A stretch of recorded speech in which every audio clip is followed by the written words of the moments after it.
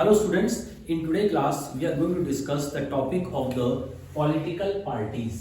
आज की क्लास में हम लोग पॉलिटिकल पार्टीज को डिस्कस करेंगे और इसमें जो हमारा मेन टॉपिक्स रहेंगे that is what is the meaning of the political party, what are the features of the political party and what are the components of the political party. So let us start the topic. The first is the meaning. So what do you understand by the term political party?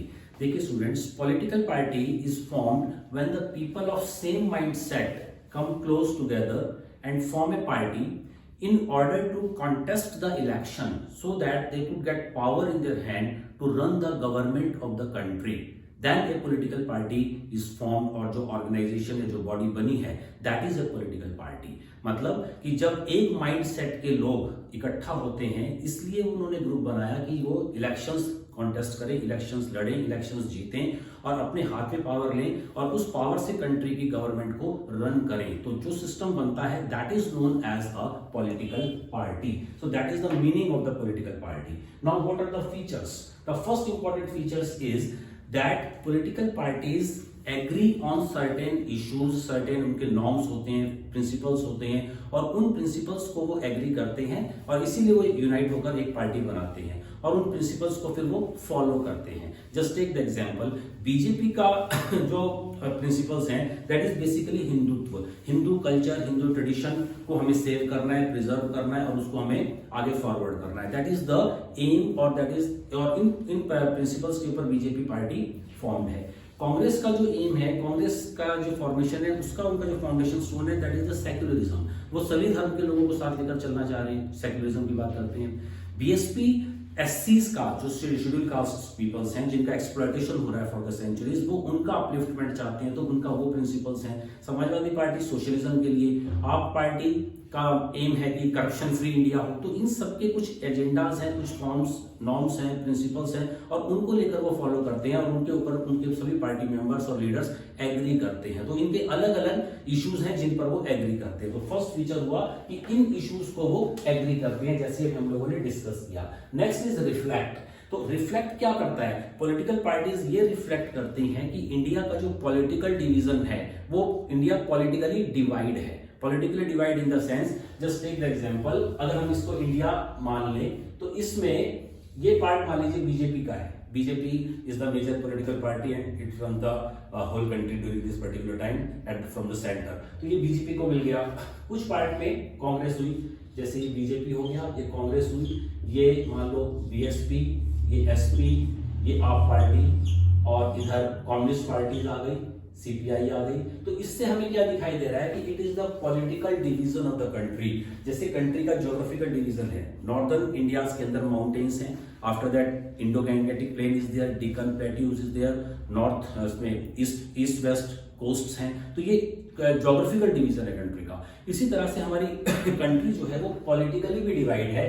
किसी states में BJP का rule होगा, कहीं SP होगी, BSP होगी, कांग्रेस होगी, आप होगी, सीपीआई होगी. तो that reflect what? That reflect the country is politically divided into different number of parts. So that is another important feature कि वो रिफ्लेक्ट करती है, दिखाती है कि कंट्री पॉलिटिकली डिवाइड है. Next is persuade. तो अब जितने भी जिसमें जो लीडर्स हैं वो ये ट्राई करते हैं कि हम ज्यादा से ज्यादा लोगों को अपनी पार्टी की तरफ अट्रैक्ट करें और वो उनकी पार्टी को ज्वाइन करें. तो इसमें वो परसुएड करते हैं, लोगों को कन्विंस करते हैं कि their party policies, norms, principles are best for the country और उन्हीं की पॉलिसीज से कंट्री का ज्यादा से ज्यादा डेवलपमेंट हो सकता है. तो बीजेपी हिंदुत्व को लेकर चलती है, कांग्रेस अपने एजेंडा को लेकर चलती है. तो वो परसुएड करते हैं लोगों को, ज्यादा से ज्यादा लोग उनको ज्वाइन करें. तो these are the important features of the political party. First is the agree, तो वो कुछ पॉइंट्स पर एग्री होते हैं, देन रिफ्लेक्ट करती है और परसुएड करती है. Now we are going to discuss components. Political party बनी किसकी होती है, उसके कंपोनेंट्स क्या होते हैं. जस्ट टेक द एग्जांपल, जैसे हमारी ह्यूमन बॉडी है, ह्यूमन बॉडी के अंदर डिफरेंट सिस्टम्स होते हैं. तो सिस्टम्स की बनी है, सेल्स होते हैं, the smallest unit of life. Cells मिलकर टिश्यू बनाते हैं, टिश्यूज मिलकर ऑर्गन बनाते हैं, ऑर्गन मिलकर पूरी बॉडी बनती है. तो that is the composition of the human body.